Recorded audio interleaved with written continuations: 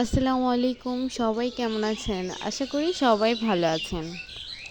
আজকে আমি বাসায় কবুতরের মাংস রান্না করেছিলাম। তাই ভাবতেছিলাম একটু ভিডিও করে আপনাদেরকেও দেখাই আমি কীভাবে বাসায় কবুতরের মাংস রান্না করি। তো কবুতরের বাচ্চা আমাদের বাসায় মানে আমার শ্বশুরই কবুতরের পালে তো মানে আমাদের ১৩ জোড়া কবুতর আছে তো ওদেরই বাচ্চা থেকে আমরা মানে বাচ্চাটা খেতে চাই না, মানে খেতে খেতে একদম ত্যক্ত হয়ে গেছে। তাই আজকে অনেক দিন পরে কবুতরের বাচ্চা রান্না করেছি। তাই আর কি আমরা যেরকম মাংস রান্না করে থাকি যে কোনো মাংস ওই রকমভাবেই কবুতরের মাংসটা আমিও রান্না করেছি। তো কবুতরের মাংস আমার হাজব্যান্ডও খেতে চায় না, কেন জানি না খেতে চায় না।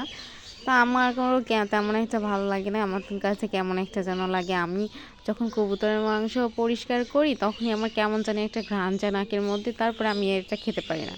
কিন্তু আজকে অনেক দিন পরে মনে হলো আজকে রান্না করি, দেখি কীরকম লাগে, আগের মতো লাগে কিনা, তাই আর কি রান্না করেছি। আজকে আবার একটু বেশি করে ঝাল দিয়েছিলাম, কাঁচামরিচ বেশি করে দিয়ে তারপরে রান্না করেছি।